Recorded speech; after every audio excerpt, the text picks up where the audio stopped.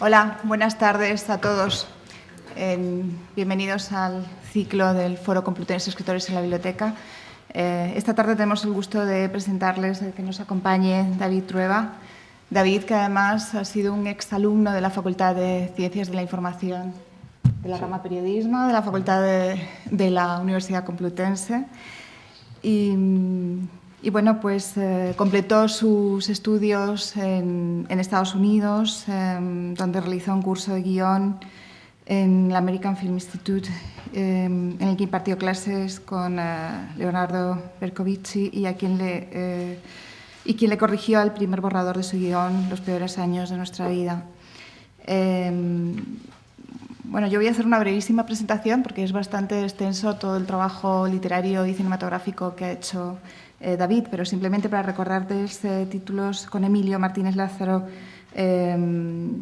escribió el guión Amo tu cama rica, luego le produjo también su guión Los peores años de nuestra vida.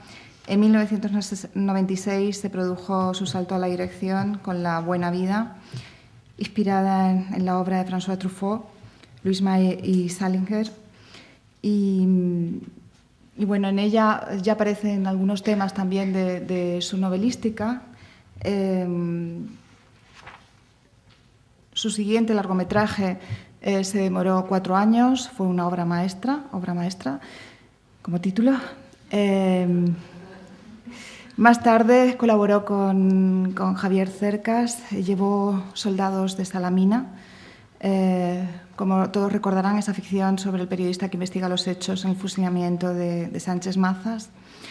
Y bueno, fue un largometraje además seleccionado por la Academia para representar a España en los Oscar, que no obtuvo la candidatura, aunque sí ganó Balseros, donde David era coproductor y co-guionista con Carlos Bosch, como recordarán. En el 2005 rueda su cuarta película, Bienvenido a casa. En el 2006 dirige junto a Luis Alegre la película La silla de Fernando, un homenaje y reconocimiento a Fernando Fernández Gómez. Ha publicado 3 novelas en la editorial Anagrama, Abierto toda la noche, en 1995, 4 amigos, en 1999, y Saber perder, la más reciente, de este año. Desde hace algún tiempo escribe todos los domingos en el Dominical, que se distribuye en, creo, 20 periódicos de todo el país, en el suplemento. Y bueno, Saber perder es también la historia es el relato de las historias cruzadas de 4 personajes, un cuarteto, como coinciden Saber perder y Los 4 amigos. Reivindica en Saber perder las pequeñas... bueno, es una lección de las pequeñas derrotas cotidianas, es una crítica al baremo deportivo de la victoria y de calibrar siempre que esa victoria o esa llegada a la meta significa el éxito y la felicidad. Él lo ha cuestionado siempre.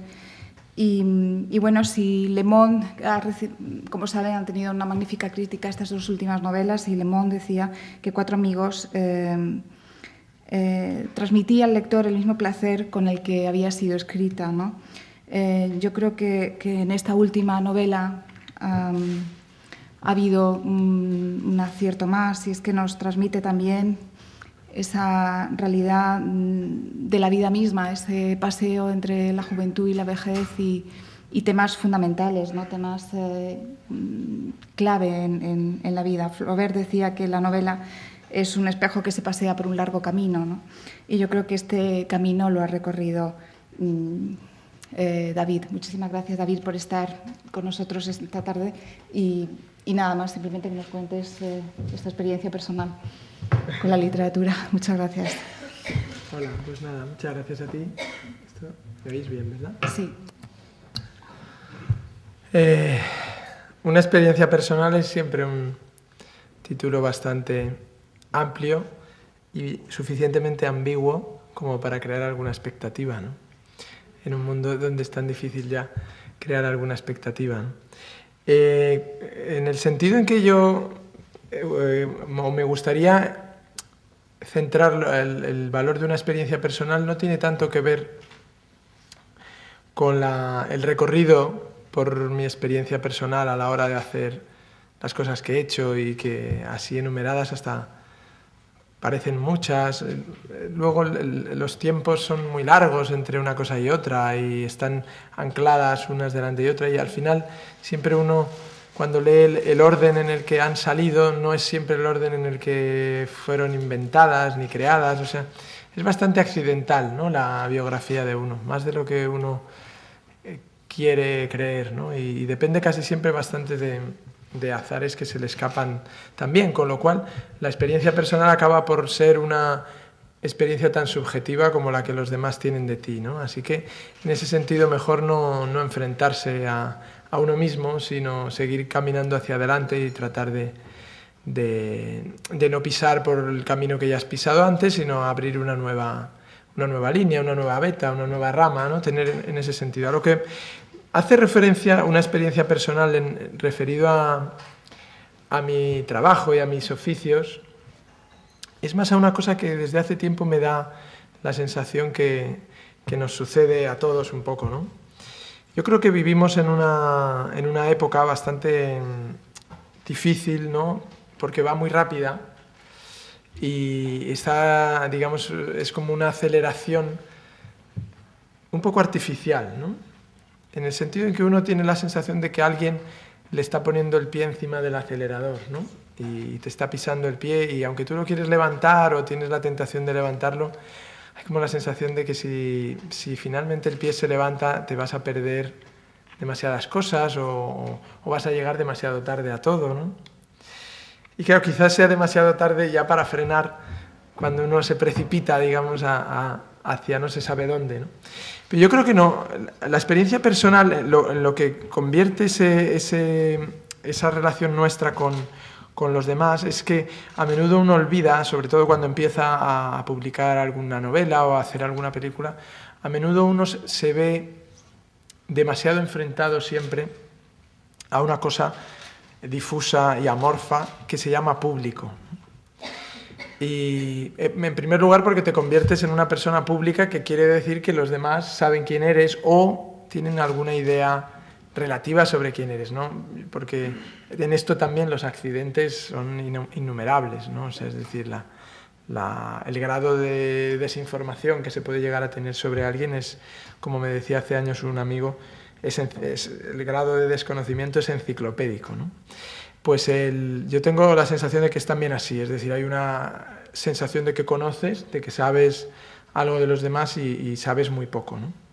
Entonces, en la relación entre uno mismo y el público, en la relación entre lo que uno hace y lo que el público ve y escucha y presencia y lee, creo que hay esta imagen, digamos, del público, o que en otros ámbitos se refiere como la gente. Yo oigo hablar de la gente y todo el rato es, por ejemplo, la justificación, siempre lo veo referido a la televisión, por ejemplo, la justificación de la programación, ¿no? O sea, tú dices, pero vamos a ver, o sea, pones la tele y, ¿pero esto qué es? Tal, unos descerebrados bailando, ¿no? Que no saben bailar, pero entonces el mérito está en que bailan, pero les enseñan. Y entonces tú, en cuanto sufres algún rasgo de escepticismo ante eso, te dicen, es que esto le encanta a la gente. Cuando van pasando sucesos, ¿no?, en la vida y tú vas observándolos y tal, y dices, pero ¿y esto? ¿Y por qué, no? ¿Por qué hay que entrar ahí y cenar con música, ¿no? Por ejemplo, que es una cosa que pasaba. Entras a un restaurante y primero está a oscuras y segundo hay música. Y entonces, oye, ¿y esto? ¿Hay que venir aquí a cenar? Sí, bueno, es que viene muchísimo la gente, ¿no? Entonces, finalmente, la gente acaba por ser como una especie de Dios. Ya como vivimos esta ausencia de Dios, ¿no?, o esta no presentación, ¿no?, de Dios a sus deberes, pues claro, entonces la gente, digamos, o el uso de la gente lo sustituye, y uno se enfrenta a esta masa de la gente, del público. Si al público le ha gustado más esto, a la gente le gusta cuando haces esto, le parece mal cuando haces esto sí, esto no, y de pronto tú un día piensas, ¿y la gente quién es? ¿No? Y llegas a una conclusión de que no existe la gente. De que no existe la gente y que no existe el público, y que son cosas que han facilitado, digamos, la relación nominal con respecto a las personas, ¿no?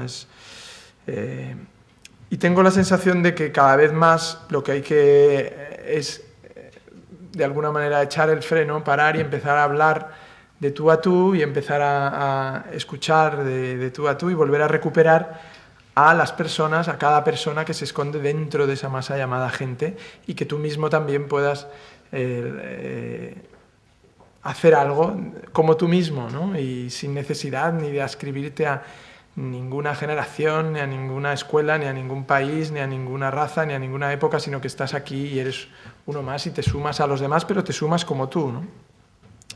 Detrás de esta avalancha, digamos, de la gente y del público y de los demás y los otros, y como esta cosa infernal donde uno parece que no encuentra nunca un interlocutor, yo creo que cada vez más, curiosamente, el papel del arte, de la cultura, del entretenimiento, de la literatura, llámese como se llame, ejerce un papel bastante personal y bastante particular, que cuanto más en crisis parece que está, yo creo que más fuerza tiene, ¿no? Como casi siempre todo lo que aparenta estar en crisis, yo creo que casi siempre es que tiene vida, ¿no? Y por eso da problemas, por eso se producen revoluciones internas, cambios en las cosas, ¿no? Porque están vivas. O sea, yo creo que lo que no da problemas es lo muerto, ¿no?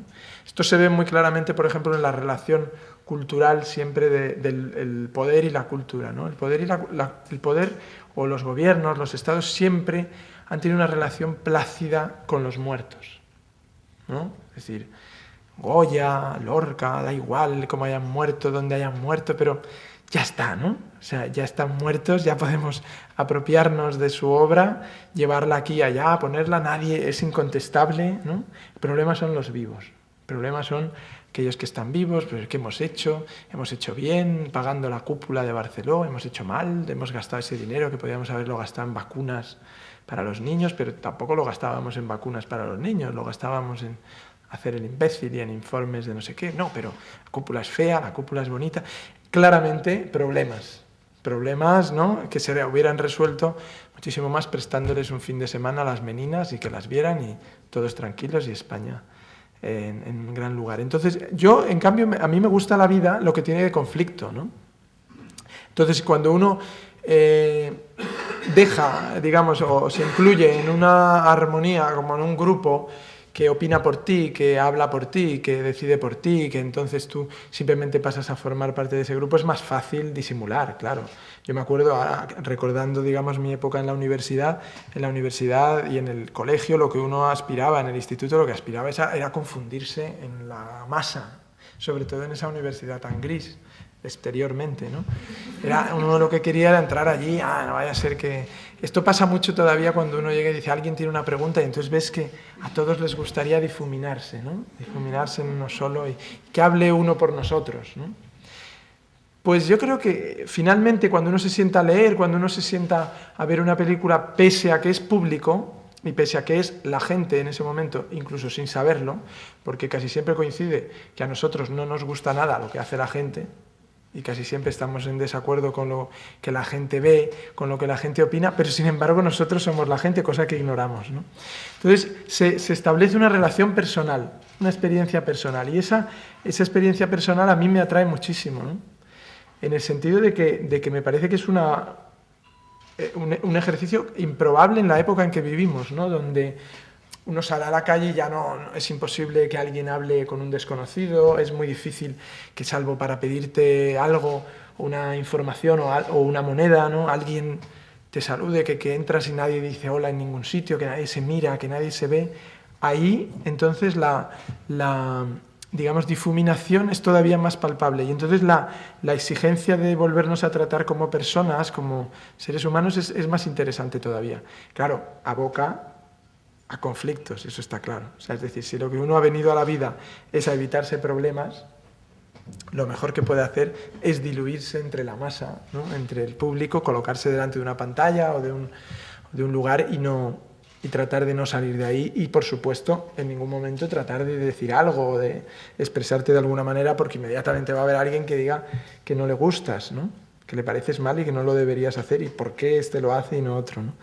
Pero yo creo que esas cosas hay que superarlas, ¿no? Hay que salir un poco de esta especie de panza de burro, ¿no? En la que flotamos y volver a recuperar, que no creo que se hayan perdido nunca, pero tratar de mantener esas relaciones personales, ¿no? Esas experiencias personales tan claras que uno las tiene cuando visita una exposición, cuando lee un poema, cuando algo en una película le transmite algo cercano, cuando escucha algo que le habla personalmente, ¿no? Y eso es la experiencia personal a la que me refería, ¿no? En cuanto a mi experiencia personal propia, es bastante asequible, digamos, no tiene grandes elementos memorables. Si crees que alguno es digno de comentarlo en particular, algo que haya hecho, algo que tal, lo hacemos, pero tengo la sensación de que en general es mejor que la relación también entre las cosas que haces y la gente sea particular, ¿no? En el fondo creo que también una de las cuestiones que más me preocupa sobre mi oficio es hasta qué punto la hipertrofia de la autoría, es decir, esa especie de engorde del autor artificialmente, es decir, del nombre del autor, de la importancia del autor, de su foto, de su presencia, de que sale, de que, mira, es este, y no sé qué, y ese es, ¿sabes lo que le pasó? Y este hizo esto, y vive en no sé dónde, y tiene demasiada importancia, ¿no? Yo siempre a los críticos de cine, por ejemplo, a los que conozco, no puedo tener amistad con ninguno porque todos en algún momento me han puesto mal y eso es una herida latente, ¿no? Pero cuando les trato en alguna ocasión siempre digo, pero ¿tú dirías esto que estás diciendo de esta película si no supieras el nombre del que la ha hecho? Es decir, ¿serías capaz de enfrentarte a esos festivales de cine donde van a ciegas, como los que catan vinos, ¿no? Y decir afrutado, tal, no sé qué? Porque a mí me da la sensación de que en general la gente lo que hace es se sienta, le dan los títulos de crédito, pero en esto y en todo, y entonces dice, bueno, entonces esto me tiene que gustar. Y además me tengo que reír. No, tengo que sufrir. Es una experiencia, digamos, social. Sí, se sientan, lo admiten y no lo ponen en cuestión, ¿no? Yo creo que... y eso es un prejuicio. Entonces, el autor yo de broma siempre digo que en el fondo el autor es como si tú tuvieras una cita ciegas, ¿no? O una cita ciegas inducida por un amigo, ¿no? Y este amigo tuyo pensara que hay una persona que va perfecta para ti, ¿no? Cosa que seguramente en alguna ocasión os ha pasado accidentalmente. Bueno, imaginaros que al contrario de lo que sucede en la realidad, este amigo acertara. Y la persona que os presenta es especialmente adecuada para ti. Y estás allí, bueno, pues imagínate que el amigo no se va. O sea, que el amigo se queda y sigue todo el rato allí. ¿Qué te parece bien, no? No, pero hablad también de fútbol, que a los dos os gusta mucho, pero... sí, y entonces ya finalmente tomas una copa, vas a su casa, te invitas, estáis desnudando y el amigo, pero quítale antes la parte de arriba, que la de abajo, salgo la cama. Entonces a mí me parece que el autor molesta, ¿no? Que el autor perturba, que está ahí demasiado presente, demasiado latente sobre esto lo ha escrito tal, la película es de este, vaya, esperaba otra cosa de él. Y yo creo que el autor lo que tiene que hacer es, aquí te presento, ¿no? Hola, mira, esta es tal, este es el libro, y adiós, ¿no? Y quizá nunca más lo necesites, ¿no? Esa es la sensación que tengo yo. Creo que se abusa demasiado de la relación entre público, por un lado, ¿no? A un lado de la cancha y al otro el autor, ¿no? Engordados ambos hasta no ser nada, ¿no? Hasta ser una especie de marca. Y yo creo que la relación es mucho más tranquila, ¿no? Mucho más perversa, mucho más interesante y mucho más conflictiva, claro. Mucho más difícil sobrevivir a eso. Mucho más difícil sobrevivir a una relación personal que a una relación gigantesca, ¿no? O sea, es decir, uno deja de ser el marido de alguien, uno deja de ser el hijo de alguien, pero nunca deja, por ejemplo, de ser del país en el que nació, ¿no? Tiene que lo arrastra toda la vida. O sea, cuanto más grande es el paraguas que te guarece, más difícil es quedarte a la intemperie, ¿no? Entonces, por eso la gente acaba necesitando tantos paraguas, ¿no? Y yo creo que también no está mal que te llueva encima, ¿no? Pero claro, es fácil decirlo. Luego cuando llueve lo que necesitas es un paraguas, ¿no? y más en estos tiempos que parece que la lluvia va a arreciar, sobre todo con respecto a la casa, a la comodidad, ¿no? Pero yo creo que uno no debe olvidar que la vida es ponerse en problemas y que los problemas siempre son envidiables, ¿no? Es verdad que hay problemas irresolubles y por lo tanto no parece que uno pueda alegrarse de que a alguien que te viene con ese problema tú le digas, pero qué afortunado eres, ¿no? Cosa que le digo yo siempre a los amigos con problemas sentimentales y estas cosas, digo, pero bueno, pero vamos a celebrarlo, ¿no?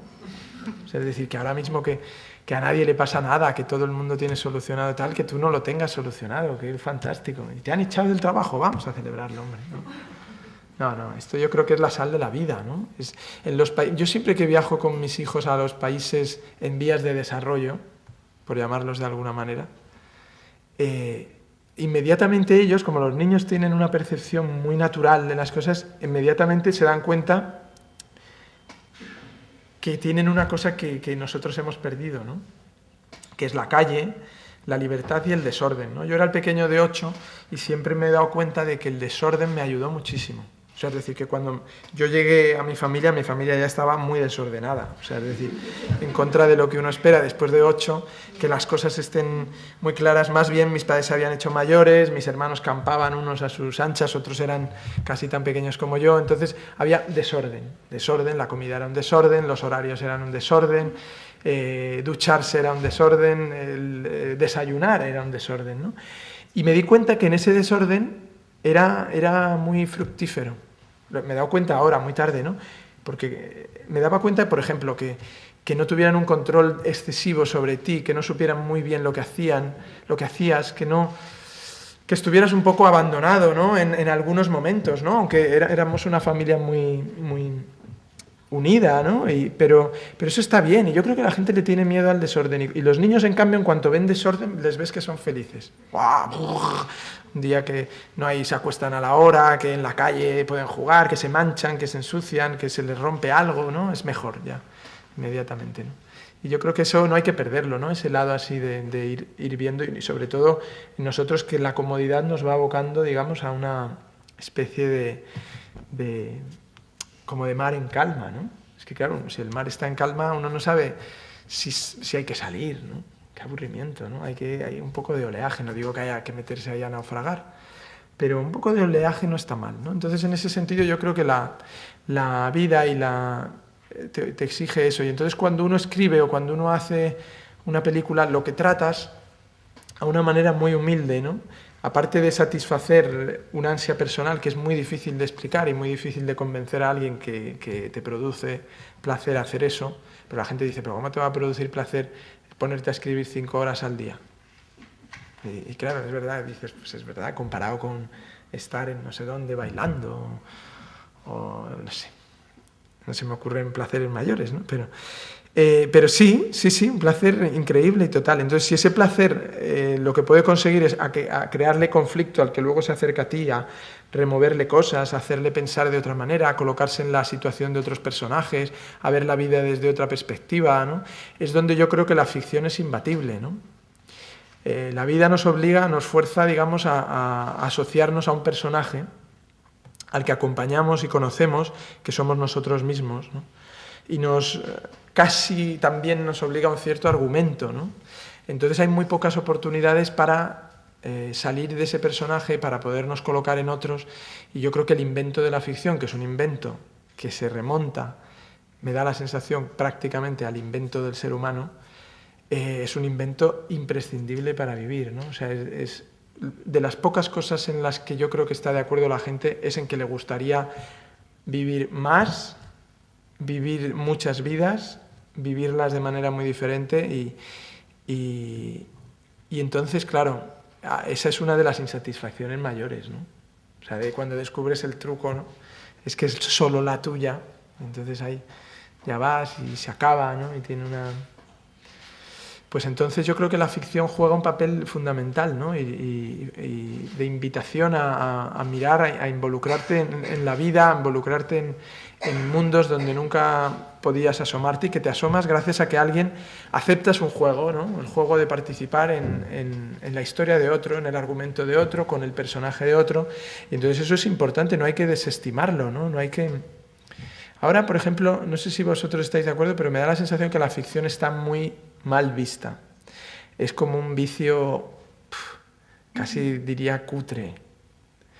La gente dice, pero ¿y lees novelas? Hombre, si todavía fueran novelas históricas, donde a la vez que lees aprendes cómo vivían los templarios, pero si no es eso, es como, ¿el cine? El cine no, ¿para qué vas a ir al cine, no? ¿Qué te puede ofrecer? Y sin embargo uno, fíjate, al final yo creo que pasado el tiempo los personajes ficticios son mucho más reales que los personajes reales, ¿no? El otro día, haciendo un viaje por Castilla-La Mancha, digo, ¿quién le iba a decir a Don Quijote y a Sancho Panza que se iban a convertir en monumentos? Monumentos de toda esa ruta, ¿no?, que hay basada en ellos, ¿no? Y dices, pero vamos a ver, ¿cómo es posible que toda una región de un país considere que el personaje más representativo de esa región es un personaje, o dos, en este caso, dos personajes de ficción? Pero es que esto sucede constantemente, ¿no? Y claro, te das cuenta de que el personaje de ficción tiene la suerte de que puede tener dentro de sí muchísimos más matices y muchísimos más valores que los personajes reales. Yo creo que sería difícil que encontráramos gente en la que identificarnos más que gente de ficción, ¿no? O sea, a mayor nivel. O sea, yo nunca me he conseguido identificar demasiado con nadie. O sea, veo a la gente y digo, pues sí.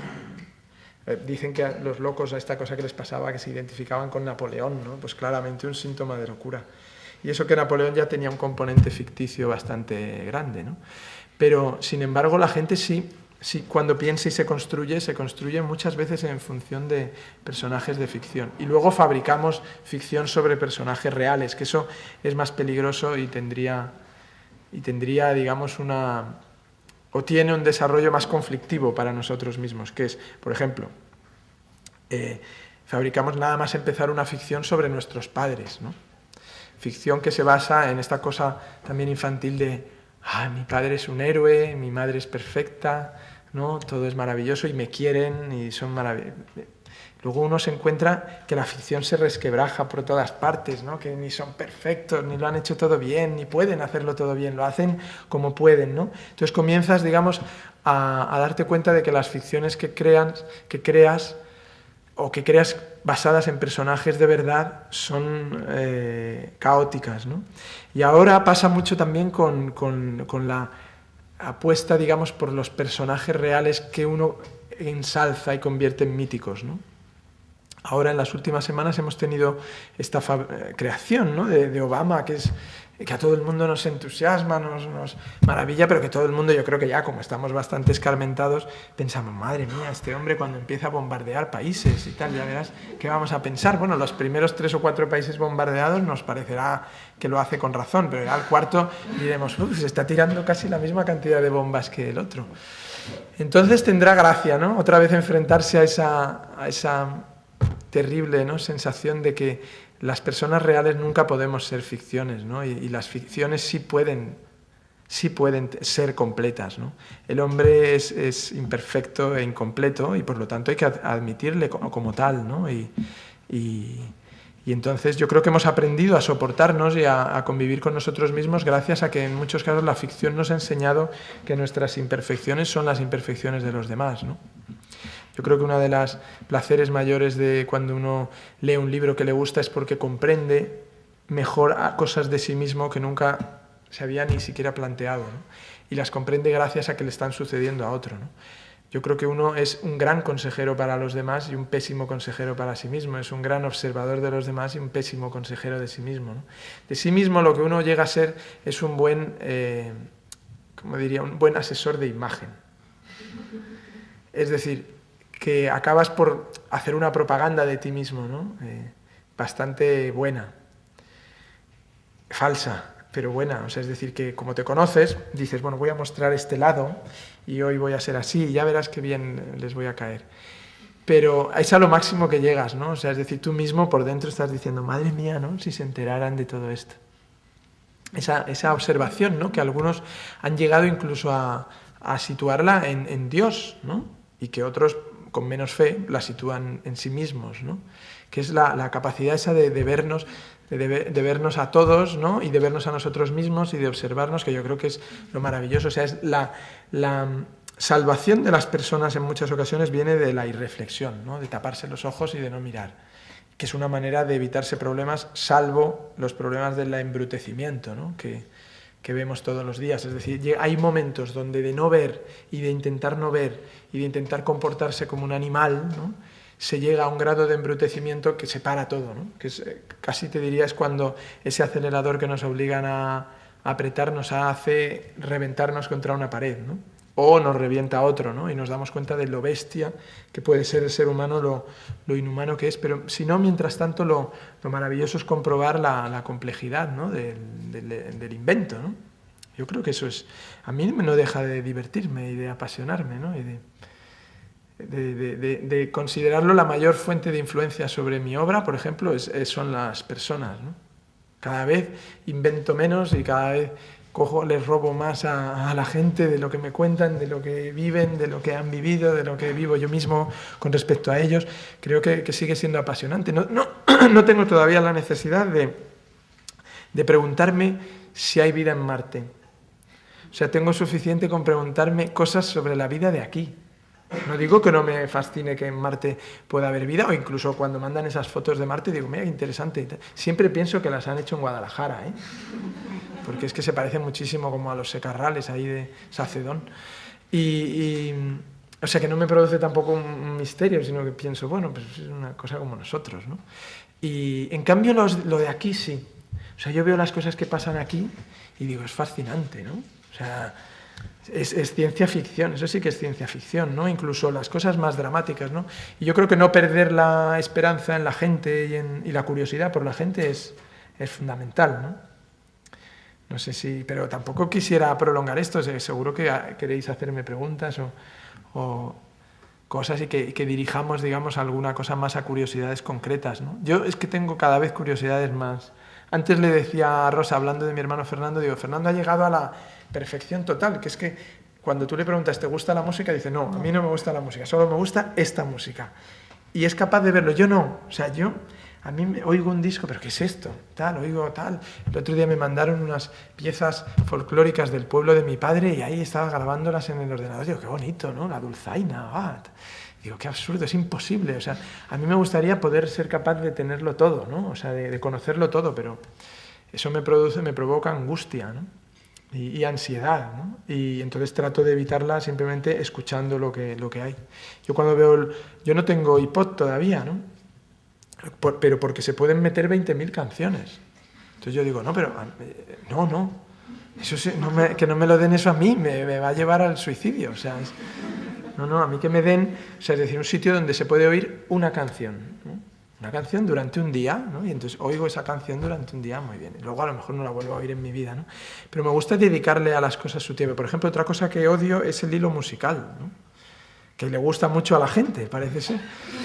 El hilo musical a mí me perturba muchísimo, ¿no? Porque es una música que yo no he elegido oír en un sitio donde no he elegido que haya música, ni he elegido estar siquiera, ¿no? Que a veces es en la sala de espera de un sitio y tal.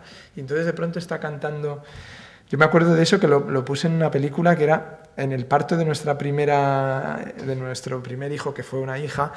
Estábamos ahí en esa cosa estúpida del parto y tal, ahí todos como muy nerviosos. Y entonces de pronto yo perdí completamente la conciencia. De hecho ya estuve a punto de desmayarme camino del hospital en el coche y de chocarme. Entonces mi mujer embarazada me dijo, si quieres conduzco yo, ¿no? Pues esas cosas que nos pasan y tal. Y entonces de pronto, cuando estaba allí tumbada Ariadna, a punto ya de dar a luz, de la doctora diciéndome ponte aquí, el no sé qué tal, de pronto dijo Ariadna, pero David, que paren eso. Y digo yo, pero que paren el qué, la música. Y digo yo, ¿pero qué le pasa? ¿Qué música? Y efectivamente ella se había dado cuenta de que había música en el paritorio, en el quirófano. Entonces yo dije, ¿música? ¿Aquí cómo va a haber música en un quirófano? Entonces me paré en el nerviosismo y efectivamente estaba ahí, hey, no vayas presumiendo por ahí. Y entonces, que lo paren, que es Julio Iglesias. A mí siempre me ha caído bien Julio Iglesias, pero a Ariadna le cae fatal la música de Julio Iglesias. A mí me cae bien él, no le escucharía cantar, pero me cae bien porque me parece un tío que ha vivido como aventuras muy simpáticas, ¿no? Y siempre he tenido como admiración un poco a los jetas. Eso también. O sea, quiero decir que en el sentido de que es alguien que no tiene una gran voz, pero ha hecho una gran carrera y que me encanta, o sea, me parece, me cae. Y una vez me contaron que tiene una limusina con cama. Entonces yo dije, me encantaría que me contara eso, cómo es, que va al aeropuerto, al avión privado durmiendo, ¿no? Para verla, sí, eso seguro que es encantador. Y entonces me dice, no, que lo paren, no quiero que lo primero que oiga sea esto, ¿no? Que eso ya era un argumento incontestable, o sea, pero claro, si un niño lo primero que oye es Julio Iglesias, pudiendo elegir que oyera Mozart o a Rachmaninoff y tal, pues sí. Entonces le dije yo al médico, perdone, ¿puede parar el hilo musical? ¿Parar el hilo musical? ¿Pero hay hilo musical? Sí, hay hilo musical. Es que va a oír a Julio Iglesias, a la niña, cuando salga. Y tal. No, esto hay que impedirlo. ¡Pare el hilo musical! Estuvimos ahí 5 minutos a ver quién encontraba el interruptor, porque una de las cosas más difíciles del mundo es encontrar dónde está el hilo musical, o sea, de dónde llega. Con lo cual yo, sí, estoy en contra de las cosas que no... O sea, a mí la música me parece maravillosa para oírla a petición propia, ¿no? Por eso, por ejemplo, en las discotecas nunca me han gustado. Porque la música no la eliges tú, la elige, a veces hay un DJ, pero otras veces ni le ves. Y además también los porteros te dan de hostias, o sea que tiene muchos elementos, la bebida es de garrafón, hay ruido, no se puede hablar, es un sitio inventado para que la gente no hable, para que la gente solo se miren y se atraigan. Y claro, yo me di cuenta muy rápido que yo con miradas ya no iba a triunfar, sino que había que tener una cosa un poco más trabajada, un poco más elaborada, y que la música a mí me perjudicaba, en cambio favorecía a mis amigos guapos, con mirada lánguida y tal, y una caída así de ojos. Entonces salía siempre afónico, las chicas no habían oído nada, no había dicho más que tonterías, así que decidí boicotearlas y inventé el botellón. Fue prácticamente... Soy el inventor, el culpable, ya sé que es una práctica lamentable y que los jóvenes además hacen mal en hacerla, pero yo fui uno de los inventores. Venía, digamos, era heredado, ¿no? Es una tradición popular desde hace muchos años. La de emborracharse, por supuesto, se remonta también a... Pero la de emborracharse en la calle, ¿no? En el también. Entonces, sí, entonces yo me acuerdo que siempre, claro, acabábamos sentados en la acera del sitio donde estaban nuestros amigos, ¿no? Yo intentaba atraer a la chica, ¿no? a esa acera, ¿no? Proponiéndole algo más interesante que la música, pero no sé. Entonces siempre, claro, la frase que yo más he temido es la de ¿entramos? ¿No? Era como tangemos esto, ¿no? Entramos. Entonces yo nunca he querido entrar, yo siempre he querido estar ahí a la puerta, ¿no? Y creo que además los padres, cuando la gente rechaza el botellón, y luego suceden cosas como las que han sucedido esta semana, yo creo que es mejor. Mira, es siempre mejor que todo esté a la vista. Esto siempre me ha parecido mal. O sea, si se van a emborrachar, que los veamos. Porque si los vemos, a lo mejor podemos arreglarlos, podemos salvar a uno o dos, y por lo menos ser conscientes de que algo les pasa, o sea, es decir, que lo necesitan para desinhibirse, para lo que sea. Pero si lo escondes es fatal, ¿no? Aquí al lado hay esta plaza Soledad Torres Acosta, que es un ejemplo de cómo el ayuntamiento, ante una plaza llena de marginados, de alcohólicos, de gente sin casa, de gente que orina, la única acción del ayuntamiento fue quitarles los bancos, tapiarles, poner una pareja de policía para que no molesten a la gente, pero allí sigue la marginación, la pobreza, la drogadicción, sigue todo. Y a mí me encanta ir a verlo. Sé que no es, o sea, no me encanta porque exista, sino me encanta verlo, porque digo, no han conseguido esconderlo todavía, o sea, no han conseguido, y en cambio me da la sensación que con los jóvenes cada vez más los tienen escondidos, ¿no? Los meten ahí en esas discotecas, que se emborrachen, pero que no molesten. Yo creo que hay que verlo, hay que ver los problemas que tiene la sociedad, la basura, la mierda que genera cómo vivimos, verlo y actuar en consecuencia, ¿no? Esconderlo debajo de la alfombra. Las casas no están limpias por meter la suciedad debajo de la alfombra, ¿no? O por pintarlo de un color más sufrido, ¿no? O sea, lo que está sucio, y yo creo que la sociedad es normal, está formada por personas, las personas son sucias, las personas son violentas, las personas son defectuosas, lo que no puedes es esconderlo, ¿no? Yo creo que hay que verlo, porque si no le das el mando a un gorila, o a 3, ¿no? Y es un mando, además, yo me pregunto siempre, ¿bajo qué autoridad, no? Bajo la autoridad del dueño del local, y el dueño qué autoridad tiene, ¿no? Es decir, es delegar, como siempre, la autoridad en otro, ¿no? Y yo creo que los padres, al contrario de lo que piensan, estarían más tranquilos viendo los defectos de su hijo delante de sí mismos, ¿no? Por eso a veces lo bueno es pasear por la calle y mirar un poco y no ir tampoco a enjuiciarlo, sino simplemente a verlo, ¿no? Y los hijos, los defectos de los padres, que también están muy ocultos. Yo esto, sobre el botellón, siempre cuento una anécdota que me pasó, que os ha pasado seguro a vosotros también, que una vez en un restaurante de esos íbamos a comer con Azcona siempre a un asador de estos vascos que huelen mucho a comida, y que Azcona decía, es que a mí me alimenta que huela tanto. Salías como con la chaqueta y todo oliendo a fritanga, ¿no? Y entonces nos quedábamos hasta muy tarde, a veces hemos llegado a hacer sobremesas con Azcona hasta las 10:30 de la noche. O sea, desde las 2 hasta las 10:30, que me parece una sobremesa bastante larga. Pero en alguna ocasión siempre veías que se quedaban por ahí como un grupo de gente y tal. Y entonces una vez en uno de esos restaurantes me acuerdo de pasar al lado de un grupo que debían ser empresarios o algo así, porque tenían puros, coñacs, o sea, una cosa como muy... así, bastante potente. O sea, debía ser de la construcción hace unos años, ¿no? Cuando eran los reyes del cotarro. Y entonces uno le decía a los demás, eso del botellón, vamos, entraba yo allí, les daba pico y pala y a trabajar a la obra, todos. Y yo decía, pero bueno, si este señor lo que está haciendo es botellón, está haciendo botellón en una mesa, o sea, pero no está haciendo ninguna otra labor, o sea, es decir, no tiene ninguna otra diferencia. Yo no aprecio ninguna diferencia con el joven que está ahí con una litrona y tal, está haciendo lo mismo, solo que tiene dinero para hacerlo en un local con váter. Pero vamos, no me parecía tan diferente. Entonces, no sé, yo creo que la gente en general es lo que decíamos antes, juicio muy fácil para los otros, y lo decía la Biblia, no lo digo yo. ¿Qué más? Bueno, pues escucharte. A mí me gustaría hacerte una pregunta. Dime. Ya una pregunta personal, y es que me llama la atención la historia de ese niño que empieza a escribir en una máquina de escribir que ya no existen, que no... Tu padre vendía esas máquinas de escribir, y me llama la atención porque me parece una familia, bueno, como la factoría Trueba, ¿no? Ya, o sea, tu hermano sin parar de hacer películas. Hablábamos de Javier también, que bueno, estaba trabajando durante años en Atapuerca y en la Facultad de Biología. Y bueno, me llama la atención ese momento de pero es todo fruto, ¿no? Fruto del desorden. Sí, de ese desorden que tú hablabas. Bueno, no, mi padre no vendía máquinas de escribir, aparte de muchísimas otras cosas. Mi padre tenía un trabajo muy surreal y probablemente, bueno, iba a decir desaparecido, pero seguramente sigue existiendo, ¿no?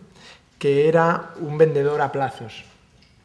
Vendedor a plazos, mi padre dominaba una zona de las afueras de Madrid, de Aravaca y Pozuelo, cuando eso era un pueblo, y lo dominaba absolutamente. Puedo decir que todavía al día de hoy me encuentro a muchísima gente que le conocía y le conoció, como jóvenes o gente a la que sus padres eran clientes de él, y le adoran, ¿no? Porque era un personaje muy simpático y tal. Entonces mi padre vendía absolutamente todo.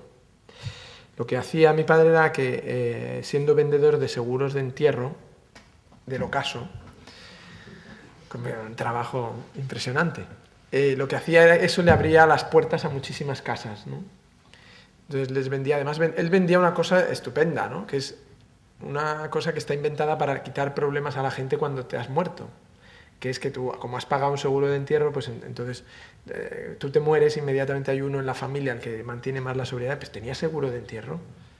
Y entonces cuando dicen sí, das una alegría a la familia, ¡wow!, fantástica. O sea, en la pena de la muerte, en algunos casos.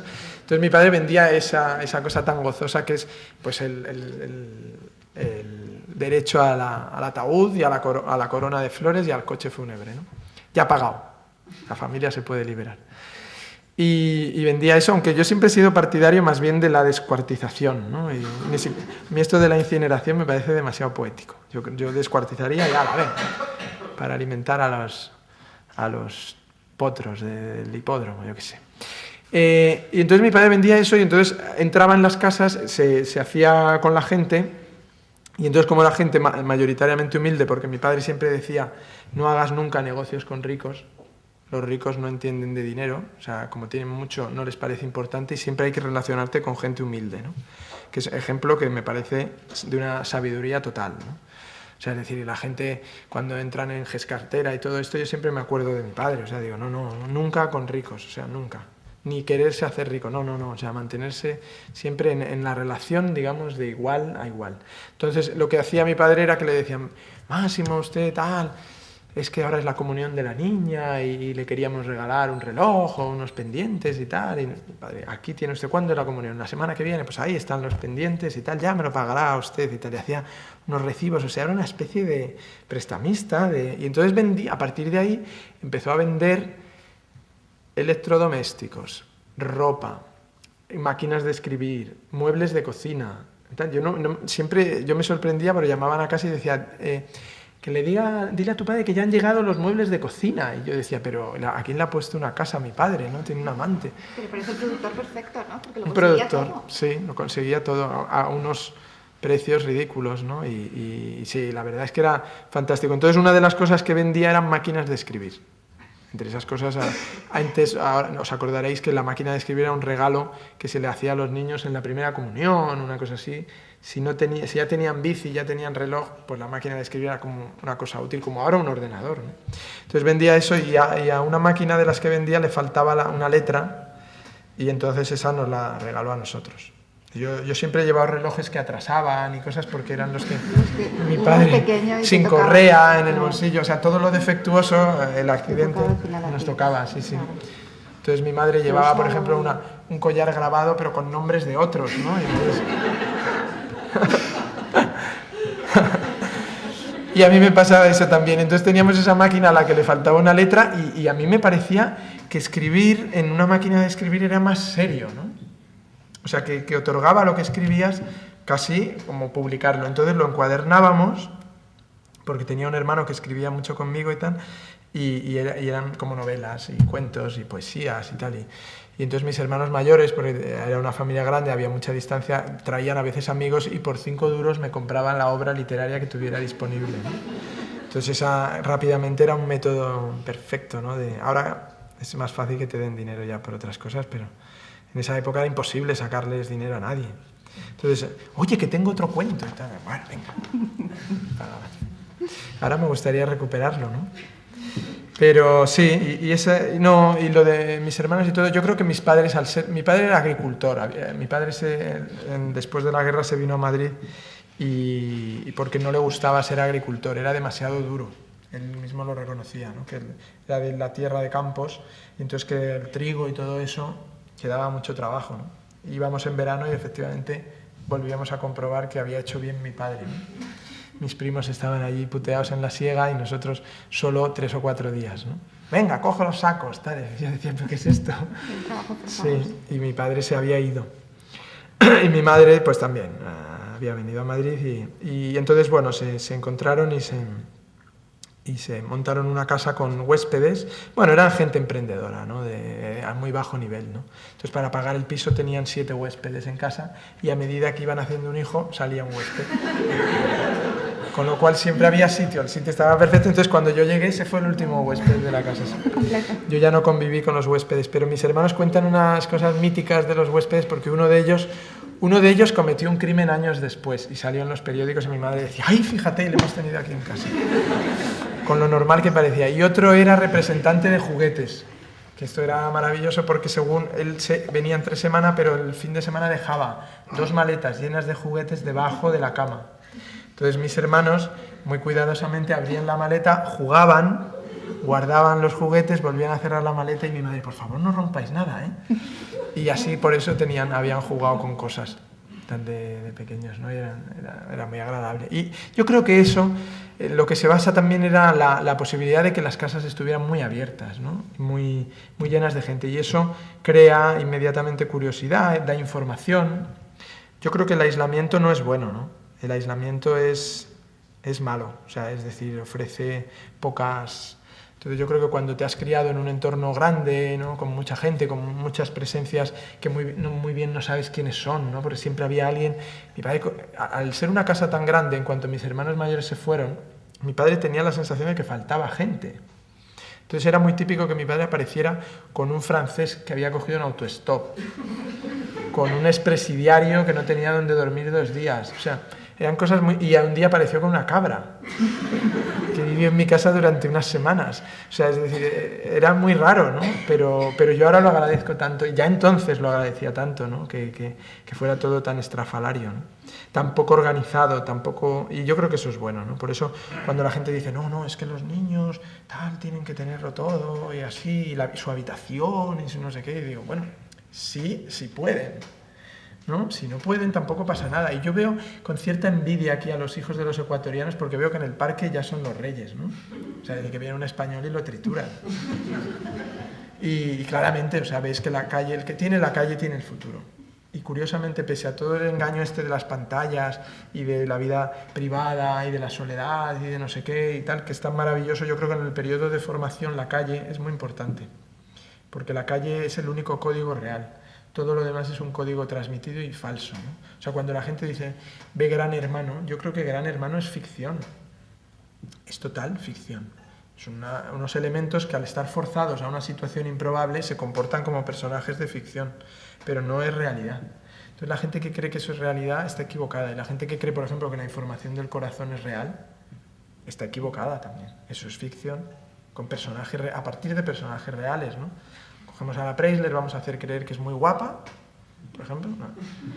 Y vamos a hacer creer que Julián Muñoz es rico y atractivo, y los mueven ahí, ¿no? Y además el cotilleo es totalmente reaccionario. Hoy he visto un trozo de Corazón, Corazón antes del telediario, ¿no? Y entonces todo el rato los locutores dicen unas cosas que no diría ni mi bisabuela, que es, por ejemplo... Y aunque acaban de conocerse, ya están pensando, ya se escuchan campanas de boda. Y digo, ¿pero para qué van a casarse estos desgraciados? ¿Cómo se van a casar? Pero si son guapísimos. Y luego, se ha casado el conde Lequio, que me he enterado hoy también en Corazón, Corazón. Bueno, y dice la locutora, su mujer ya está esperando, o sea, ya rápido la familia se ampliará. Y digo, ¿pero cómo vas a ampliar la familia con el conde Lequio? Si seguramente te la va a ampliar él sin que tú te enteres. En ese sentido creo que transforman la realidad para convertir la realidad en ese sueño reaccionario que tienen ellos de la gente casada por la iglesia, los hijos y no sé qué, o sea, lamentable, ¿no? Que luego lleva esas cosas de matarse unos a otros, ¿no?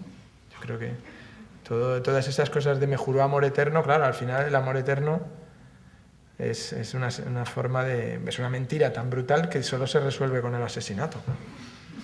Como alguien se empeñe en que me lo juraste, ¡ah! Claro, no, hombre, era mentira, no te diste cuenta.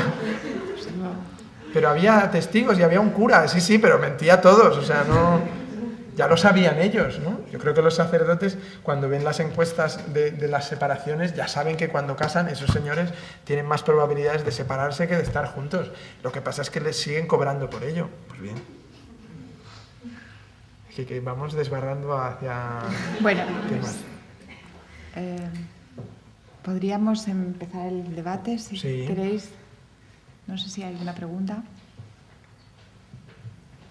Centrad el debate. ¿Tienes hijos para jugar en la calle y juegan en la calle? En el parque también. Mis hijos, muy poco. En la calle muy poco. Juegan en el colegio y tal, pero poco, porque la calle, claro, es que se ha convertido en invivible, ¿no? En las grandes ciudades también.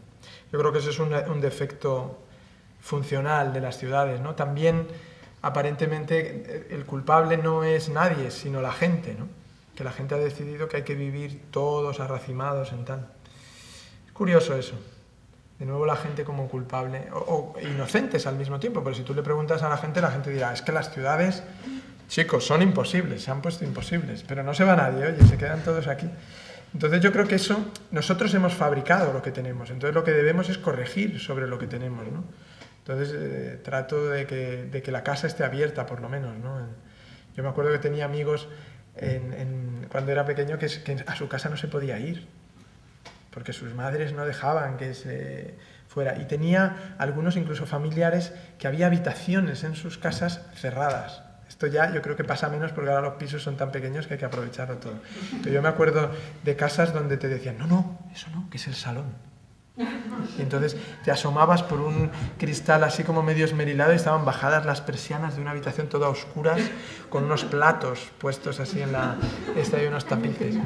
Y en cambio mi madre era muy partidaria de no, que vengan aquí, venga, vamos, tal. Y entonces le movíamos todos los muebles, rodábamos en casa películas, unos rayajos en el suelo, unas cosas, pero nunca le dio problema. Y yo también soy partidario de eso, que vengan a destrozar aquí la casa, no pasa nada. Esa es, digamos, trato de que la calle sea mi casa, pero no lo logro. La calle es muy difícil recuperarla en Madrid, ¿no? Pero sí que les llevo a pasear, ¿eh? O sea, es decir, paseamos y hablamos y vemos cosas y trato de no ocultarles, ¿no? Por ejemplo, pues eso, las cosas que le oculta la gente a sus hijos, ¿no? Pues la mendicidad, la prostitución, o sea, es decir, mis hijos desde muy pequeños vamos a la casa de campo los fines de semana siempre y me dicen, ¿qué hace esa negra en ropa interior, papá? Y tal, digo, es prostituta, hijo, prostituta. Entonces, claro, hay que explicarse, ¿no? Cosa que no está mal, porque yo creo que les creas un caos mental tan grande que por lo menos les creas algunas defensas, ¿no?, ante la vida. Pero sobre esto los psicólogos infantiles tienen diversas teorías, ¿no? Yo no sé, yo tengo una cierta preocupación de que al final Disney sea un mundo real para ellos y no el mundo real, ¿no? Yo prefiero el real. Siempre hago bromas con Disney. Gracias. Primero quiero darte la enhorabuena por tu novela Saber Perder, que me parece excelente. Gracias. Tengo una pregunta acerca de ella y que quizá enlaza con lo que has comentado. Yo creo que tanto Ariel como la chica como el anciano son seres inocentes. Y me gustaría saber si tú, bueno, es una característica que tú habías considerado en ellos, si estás de acuerdo con que lo son, y qué lugar ocupa la inocencia en tu concepto del mundo, digamos, de la gente, de lo que estamos hablando a lo largo de esta tarde. Gracias. Muchas gracias. Es difícil la palabra inocente, porque es una palabra que habría que entender exactamente a qué se refiere, o sea, exactamente qué quieres decir con inocencia, ¿no? Yo creo que todos tenemos un componente inocente, pero prácticamente nadie es inocente, ¿no? O sea, yo creo que todos somos bastante culpables de lo que nos pasa y de lo que hacemos, ¿no?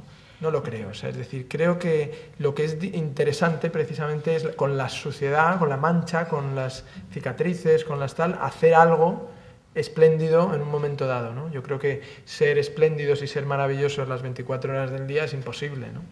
Pero ser capaces de hacerlo un par de veces en nuestra vida, de hacer algo, ¿no?, que está bien, ¿no?, que sirve para algo, que los demás celebran, que le haces feliz a alguien, que le ayudas. Y eso hacerlo sin pensar que estás adquiriendo la perfección, sino simplemente que es un paréntesis en tu continuada imperfección, yo creo que es la clave, ¿no? O sea, yo nunca... los personajes del libro, estos 3 personajes de los que hablas, no son inocentes en la medida en que mienten, en la medida en que cometen actos que saben que son, o que ocultan, o que saben que no son correctos, pero sí son interesantes para mí en la medida en que son conscientes de lo que hacen. O sea, en la medida en que no eluden su responsabilidad, en que no se justifican detrás de excusas, en que no dicen, no, bueno, es que es la sociedad la que me ha llevado a esto, o es mi vida la que me aboca a esto, ¿no? Yo creo que las excusas cada vez son más imposibles de... No hay excusa, ¿no? O sea, todos sabemos lo que tenías que hacer. Lo difícil es llegar a hacerlo, ¿no? Entonces eso es lo maravilloso, o sea, que somos una especie de seres en movimientos con motores averiados, ¿no? O sea, es decir, que sabemos hacia dónde tenemos que ir, pero no podemos. Entonces lo que es fascinante es la pelea.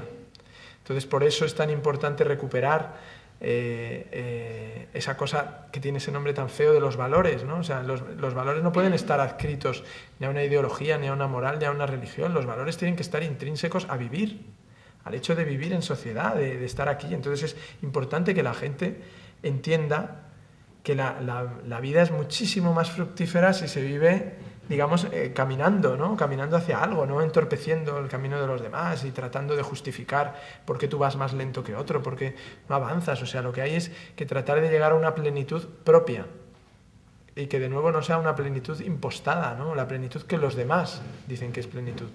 Hablábamos antes del matrimonio como un momento de plenitud en el amor. A mí me parece, o sea, es decir, directamente ridículo, ¿no? O sea, es decir, yo creo que el momento de plenitud en una relación sentimental está en otro sitio, en el matrimonio no puede estar y siempre estará en un sitio privado y particular. Es en un momento de rarísima armonía entre dos personas. O sea, es que me parece increíble que eso se produzca siendo tan distintos, ¿no? Entonces, agarrándonos a esas cosas, yo creo que ahí es donde está la clave, ¿no? No en otras, ¿no? Y los personajes inocentes yo te diría que no. Son puros en su impureza, ¿no? Y eso es bonito, ¿no? O sea, es decir, que seas capaces de... Y yo creo que eso tiene que ver un poco con lo que a mí me gustaría, con la deformación que yo hago del mundo. A mí me gustaría que el mundo fuera como yo lo veo. Y por desgracia no siempre es como yo lo veo. Como yo lo veo es un mundo que con millones de defectos es capaz de verlos, de pelear, de seguir, de cambiarlos, de mejorar tu escalera, tu portal, tu rincón, de tratar de no pisarle demasiado a los demás, ¿no? Pero esto no parece que sea la tónica habitual, aunque yo creo que mayoritariamente sí es, ¿no? Y la vida mejora bastante, yo creo, ¿no? En contra de... Perdemos cosas, perdemos una cierta autenticidad, muchas cosas, pero yo creo que también hemos controlado los instintos más, ¿no? que generaciones anteriores, ¿no?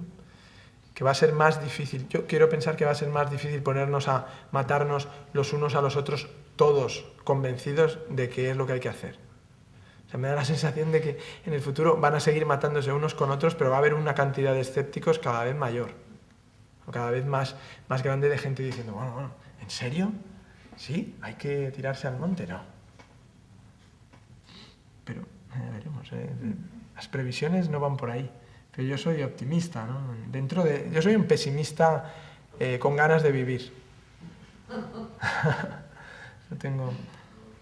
Bueno, es que el culto a la muerte es un culto sobre la trascendencia de las personas, ¿no? Que yo creo que es peligrosísimo, ¿no? Y que es culpable de muchos males, ¿no? El culto a la trascendencia, que los hombres pueden trascender incluso a su muerte, ¿no? Entonces el hecho, por ejemplo, el ritual de la muerte, yo siempre comparo los entierros a una obra. No sé si habéis estado últimamente en algún entierro, yo he tenido que enterrar a algún familiar de estos que no puedes evitar ir, y entonces me ha dado la sensación de que ahí rápidamente aparecían dos obreros, ¿no? Con una espátula, parafina, tal, no sé qué, con un mono y tal, y que eso se convertía en una obra. Y yo digo, ¿pero qué hacemos aquí todos mirando una obra? ¿No? Y viendo ahí tal, cómo se introduce un cuerpo que ha perdido la esencia, ¿no? ¿Qué va? Eso, no me interesa nada. Por eso te digo, el descuartizamiento no, a ser posible la donación, ¿no? Descuartizamiento en el sentido de que si a alguien le sirven los ojos, el pulmón, si hay uno que puede practicar las incisiones en un brazo. No has dicho eso, practicarlo y tirárselos a caballo. Sí, bueno, lo que sobre. Ya sabes que como cualquier otro animal hay una parte útil y hay una parte sobrante bastante amplia. Buenas tardes. Me gustaría preguntarte un poco y retomar lo que decías al principio sobre la simplificación del público y de la gente, y del otro lado la simplificación del autor, ¿no? y del creador. A mí me gustaría preguntarte qué marca crees que se ha hecho esta sociedad de ti, qué percepción te llega de la marca o el personaje o el autor que eres a nivel artístico y también un poco en tu entorno más cercano. ¿Qué crees que la gente piensa de ti o qué etiqueta te han colocado y si se parece en algo a cómo eres en realidad o no?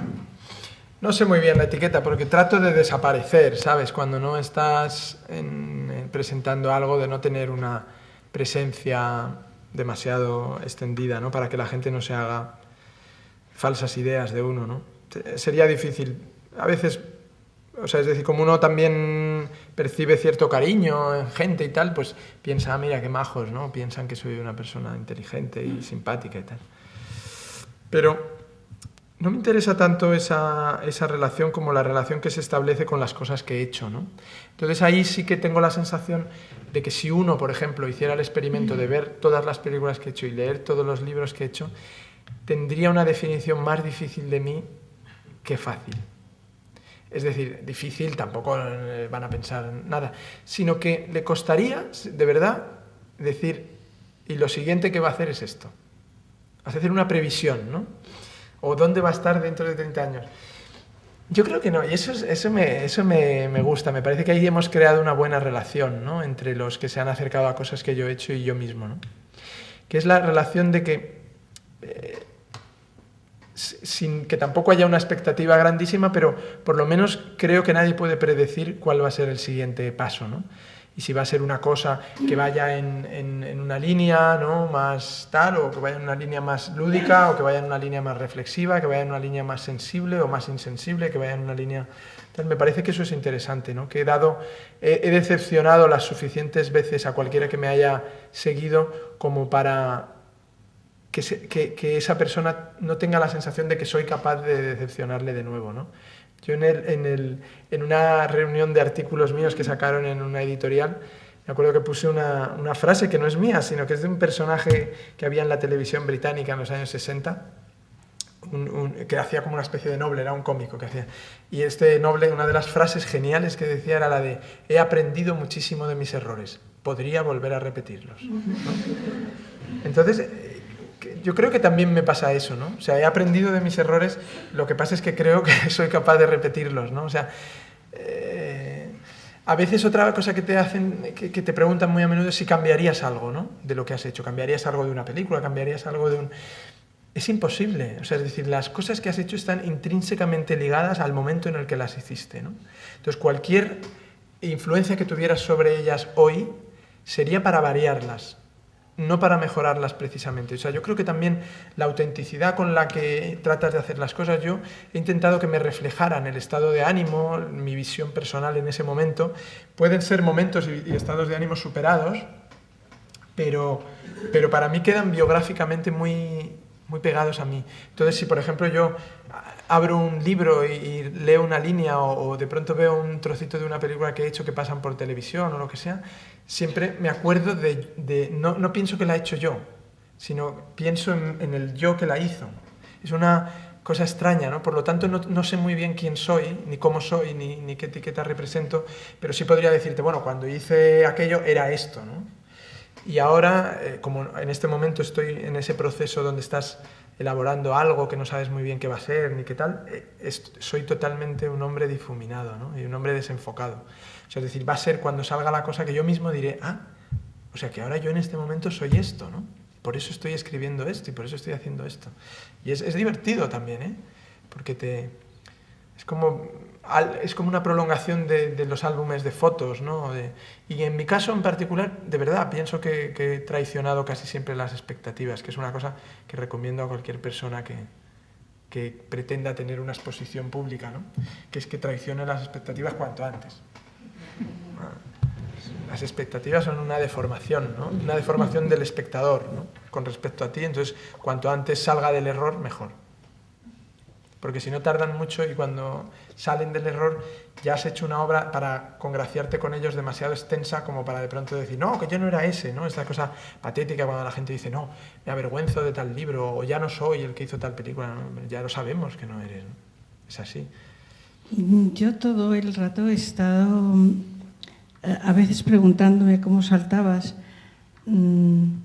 aparentemente de un tema a otro, cuando la introducción es muy filosófica, muy tal, sobre ti mismo, y creo que has dicho más o menos que te gusta como diluirte en la masa, no significarte, no.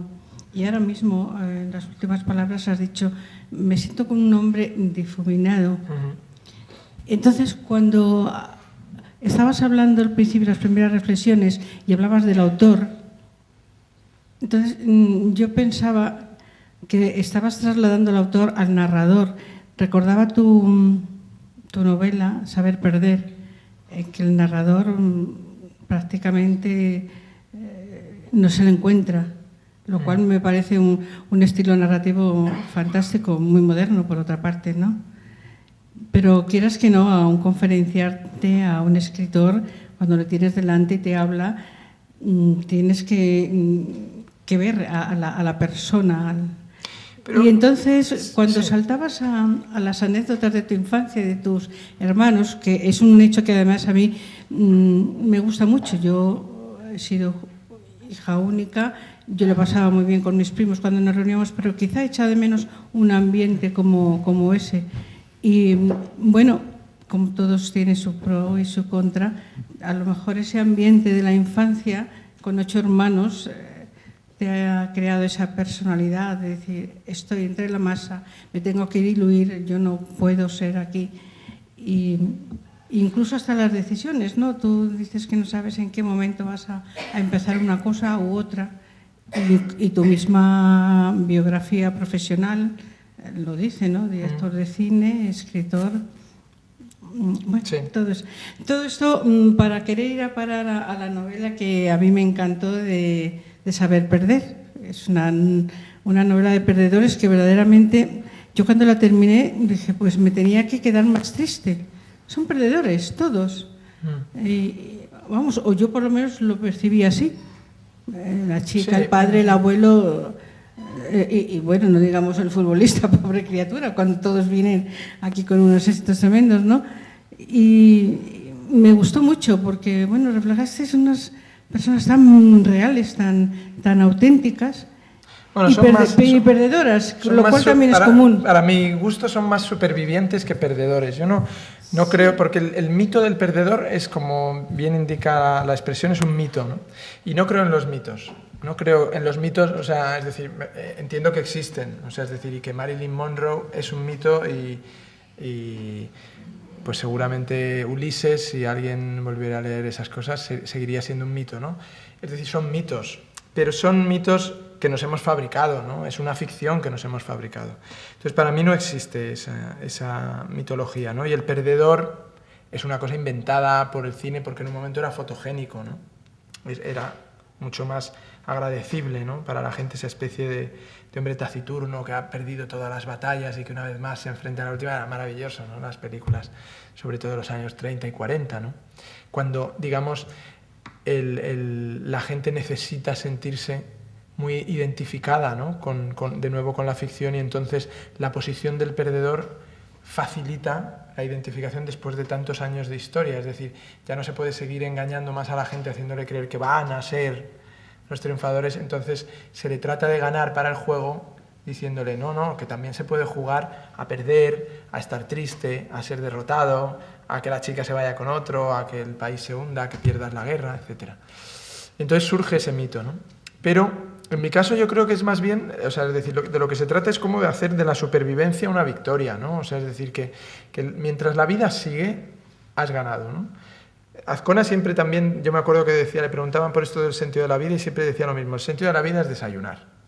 El sentido de la vida es levantarte, o sea, descubrir que vives un día más y que además desayunas, oye, te sientes estupendamente. Y el resto del día es pisotear el sentido de la vida, o sea, hasta la noche en que vuelves a llegar derrotado y incluso en la mayor euforia te acuestas, te duermes y no sabes nunca si despertarás, ¿no? Pues eso yo creo que está bien, ¿no? O sea, el sentido de la vida es despertar, ¿no? Y otra vez, otro día. Entonces, un triunfador siempre es aquel que se despierte y que tiene un nuevo día por delante, ¿no? Y la otra derrota es la imposible. En cuanto a lo que dices de que...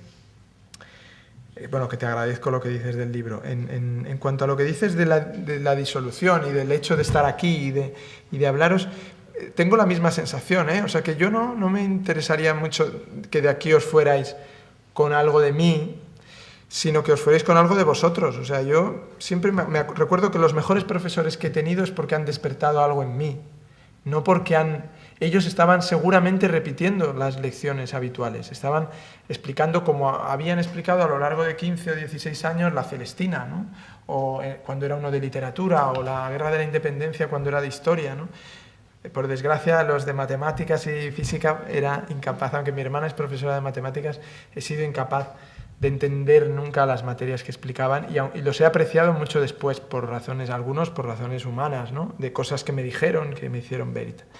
Pero siempre lo que lo que más me ha tocado de ellos es cuando yo sentía que hablaban para mí, que me descubrían algo a mí.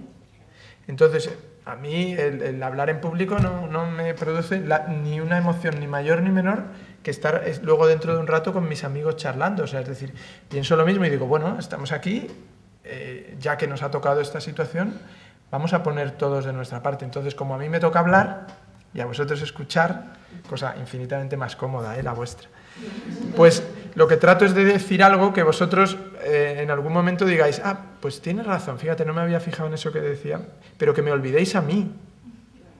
Y que luego un día digáis, pues fíjate, ¿quién fue el que dijo lo de la revista de declaración que son reaccionarias? ¿Quién fue? Pues debió ser Sabater. No sé, o sea, es decir, que yo creo que es más, o sea, que somos muy egoístas y no lo podemos negar. O sea, es decir, cuando la gente te dice, voy a leer tu libro, uno piensa que lo hacen por ti, ¿no? Y yo quiero pensar que lo hacen por ellos, porque si no, no lo entendería. Es decir, lo hacen porque ese libro hay algo que han ojeado, algo que leen, alguien se lo recomienda y piensan, aquí puede haber algo para mí. Y es lo que hablábamos antes, para mi experiencia personal, vamos a ver qué encuentro, ¿no? Y buscan, pero yo no creo que nadie vaya al cine para que el cine español vaya bien. En general, no van para que vaya mal y nos fastidiemos. Y con la novela pasa lo mismo, o sea, uno no la lee y dice, me voy a solidarizar con este autor. Venga, tome, 20 euros. No, o sea, la gente yo creo que lo hace porque dice, bueno, creo que ahí puede haber algo. Y ese egoísmo me encanta. Yo creo que hay que ser egoísta, que hay que buscar las cosas que te pueden dar algo. Y entre otras cosas, yo no entraba en las discotecas, curiosamente, aunque era un joven prototípico en el sentido que he hecho todas las imbecilidades propias de la edad, pero no entraba por una razón que yo decía, ahí dentro no hay nada para mí, yo no voy a sacar nada de ahí. En cambio, de aquí sentado y tal, y no sé qué, y de ahí y yendo a tal, y de hablando con este, y por eso me relacionaba con gente de otras edades. Esto ha sido también otra característica mía. Gracias a la relación con mi padre, que era muy mayor, yo aprendí a relacionarme con gente mayor, que consiste simplemente en tratarles como si fueran igual que tú, no tiene ningún misterio. Y de pronto me di cuenta que me interesaba más la experiencia particular y personal de gente que no era de mi calle, de mi edad, de mi facultad, de mi no sé qué, que la de mis compañeros. No es que no me interesen, porque he sido feliz con ellos, pero decía, es muy importante escuchar a este, vivir con este, estar cerca de esto, tal, viajar, ver otros países, ver otros tal, o sea, lo parecido es horrible, ¿no? Lo parecido a ti tiene mucho menos que ofrecerte. Entonces, en ese sentido, yo creo que el egoísmo es fundamental, es más, hay que fomentar a la gente que sea egoísta. Y entonces lo que hay que decirle a alguien que está equivocado es que sea un poco más egoísta, que disfrute más, que busque el placer, ¿no?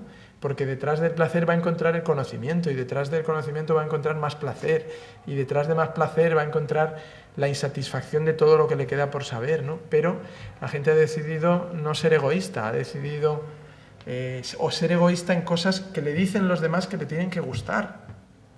Que esto es lo peor, o sea, es decir, ser egoísta del dinero, por ejemplo, porque se han empeñado en que el dinero es maravilloso, es estupendo, el dinero está muy bien, pero se me ocurren 6 o 7 cosas que también están muy bien y que no tienen la misma valoración social. Entonces yo lo que digo es, bueno, dinero, vale, perfecto, una vez solventado la casa, el no sé qué, la comida, joder, ¿para qué quieres más? Entonces, ¿por qué? ¿Qué placer encuentras ahí? En cambio, a la gente le hacen egoísta de cosas que no... Y es un poco lo del iPod, ¿no? O sea, te hacen egoísta de cosas que no quieres. Entonces, ¿de qué me sirve a mí ser egoísta si son cosas que no quiero? Yo quiero ser egoísta de las que quiero. Entonces, claro, lo que hay que pelear. Hay que pelear porque, claro, los demás te quieren todo el rato dar... ¿No os pasa eso que os llama gente a regalar lo que no queríais? Vais al supermercado, compráis, necesito 3 bolígrafos, y dice, le regalamos un rotulador fluorescente. No, es que no necesito un rotulador fluorescente. No, pero se lo regalamos. Bueno, pues ¿qué me va usted a hacer al final? Subrayar con fluorescente, cosa que he odiado toda mi vida. No. Entonces no quiero, nunca te regalan lo que quieres, o sea, nunca vas y dices, por favor, me da un vino de Ribera de Duero de tal año y tal, sí. Tome, se lo regalo. No, siempre te dicen, le regalo una botella de agua. No, agua no quería. Entonces en la vida, esto es una reducción, pero en la vida pasa lo mismo, te quieren regalar todo el rato lo que no quieres. Entonces hay que saber decir, no me llenes la casa de cosas que no quiero, llénamela de egoísmo. El egoísmo, que está muy mal visto, yo creo que es la salvación humana. Si fuéramos un poco más egoístas, nos daríamos cuenta de hasta qué punto que al otro le vaya bien es bueno para nosotros, ¿no? Pues si hiciéramos un análisis de la realidad, veríamos que la desigualdad es probablemente lo que más amenaza nuestro bienestar. Entonces, en la medida en que nuestro bienestar crea desigualdad, nuestro bienestar está amenazado, no está potenciado, ¿no? Entonces, esto es lo que nos hace tener, por ejemplo, una ideología o por lo menos unas razones sociales para moverte, el egoísmo. Yo jamás he pensado en que uno haga buenas obras o tenga una actitud social positiva por otra cosa que no sea el egoísmo. O sea, yo cuando veo a Angelina Jolie agarrándose a estos niños negritos, yo pienso que es una egoísta del copón. No se me ocurre pensar que es una buena persona. Una buena persona seguramente es otro que ni está en la tele ni está agarrando a unos niños en no sé dónde, sino que está ahí estudiando para un examen. Angelina Jolie es una egoísta total. ¿Qué ocurre? Que en su egoísmo, porque eso le produce felicidad y tal, pues a lo mejor le salva la vida a 2 niños, o a 3 o a 250.000, ¿no? Bendita sea. Pero que no me lo pinten o sea, es decir, no es una misión en la vida, es una forma de egoísmo. Necesita llenar aspectos de su vida que encuentra carentes, ¿no? Maravilloso. Es decir, que el egoísmo es estupendo. No sé por qué tiene Lo que está mal es el egoísmo de cosas que no querías, que eso es terrible. Entonces, si se convierte en una especie de avaricia inútil, que es lo que les ha pasado a los bancos y a los imbéciles estos que nos gobiernan, ¿no? O sea, es decir, que han llegado a tal punto de querer poseernos a todos, nos tienen a todos hipotecados, nos tienen a todos pagando las casas que no podemos ya ganar el dinero ni para pagarlas, el coche, el no sé qué, no sé cuántos, y resulta que ha hecho aguas.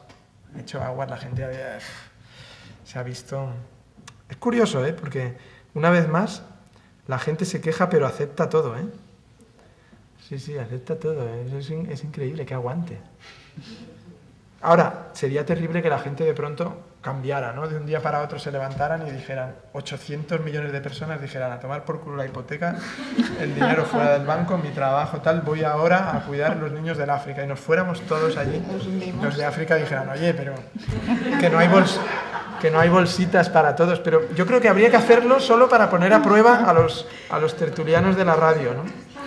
A ver qué dicen, oye, pues mira, es que no están oyéndonos nadie, se han ido todos a... Sí, a mí a la crisis he de decir que me hace sentir muy feliz. No por la gente que pierde sus trabajos, ni por seguramente ya se nota el altísimo aumento de la mendicidad, de la gente en la calle, etcétera. O sea, ha crecido al triple. No por eso, sino porque por una vez los del cine español pueden decir que están subvencionados los bancos, ¿no? Es que esto ya era tremendo, ¿no? Lo de que el único subvencionado en España fuera alguien que se dedicaba al cine, ¿no? Y de pronto poder decir, no, está subvencionado el Banco de Santander, Lehman Brothers, Barclays, Lloyds, todos. O sea, porque antes estaba subvencionada también la SEAT, la Nissan, todos, ¿no? Pero no lo sabía la gente. Y ahora ya sí, yo creo que se han enterado, se han dado cuenta y han dicho, bueno, pues cuando todo se arregle, yo creo que saldremos mejor, ¿no? Pero lo que está claro es que también cuando la gente se indigna, todo lo que sucede es porque la gente ha decidido apostar por ese número, ¿no? En masa. O sea, los banqueros no son idiotas, o sea, se alimentan del egoísmo de la gente. Y la gente ha sido de nuevo egoísta en lo que no necesitaba, ¿no? Hasta el punto de romper el sistema, ¿no? Y ha tenido tanto éxito... Un engaño, ha sido un engaño masivo sí que ha sido que ha roto el propio engaño, o sea, se ha caído el telón, pero bueno, son cosas que pasan constantemente, pero pasa sobre todo con la patria, con la tal, o sea, cuando de pronto se cae el edificio, la gente descubre que era ridículo seguir a Hitler, que Mussolini era un estúpido, que no sé qué, claro, y de pronto dices tú, pero ¿y todos los que había en los desfiles y todos estos dónde están? Reciclados. Una vez más, la capacidad de reconvertirte, ¿no? En lo que no eras, que eso está muy bien, ¿no? También, venga, ahí se queda. Ya no soy de la ETA, ahora soy anti-ETA, ya no fumo, ahora soy anti-tabaco, ahora ya no creo en España, creo en Cataluña, ahora creo en Cataluña, pero no creo en España. O sea, yo les veo y digo, madre mía, o sea, se reinventan de una manera... Este Cherokee que han detenido ahora, yo estoy seguro que este hombre acabará dirigiendo una cátedra de filosofía y siendo antinacionalista, ya veréis. O sea, y dándonos además la tabarra a los demás diciendo, porque cuando tal... No sé, es que la gente es peligrosísima, los cambios que tiene. Yo casi prefiero unas opciones más discretas, ¿no? de salida. O sea, se me ocurren 20 formas de ayudar al independentismo vasco mejores que estar en Francia fumando porros, como dice... Rubalcaba, y y matando gente. O sea, es que se me ocurren ahora mismo 17 maneras de ayudar al independentismo vasco mejores. Si ese es mi sentimiento y si esa es mi razón de vivir, que ya me parece extraño que alguien su razón de vivir sea esa, pero que puede ser, ¿eh? Entonces lo que hay que ser es práctico. O sea, cuando se ve que una línea no tal, pues hay que cambiar. Y así ha habido grandes éxitos y grandes personas recicladas. Y es un error, yo creo que es fruto de una cierta ignorancia, de no saber ver bien cómo funciona el mundo. El mundo se consigue en unas cantidades de cosas asombrosamente de una manera muy fácil. Solo hay que ser la persona indicada en el momento justo, estar ahí. Y yo creo que estos se equivocan, están siempre como viviendo del mito. ¿Qué más? ¿Alguna cosa más? Nada. ¿No hay más Ya preguntas? estáis totalmente superados, ¿no?, por la circunstancia. Bueno, muchas gracias a todos por venir, por escuchar, por ser tan... Porque en general yo os veía la cara y como os veía que más o menos estabais ahí como atentos, pues he seguido, si no me habría venido abajo, porque uno no puede evitar que si estoy delante de vosotros, pues claro, vuestra reacción hubiera sido... Así Muchas que gracias. gracias a vosotros. Muchas gracias a ti, David, a todos.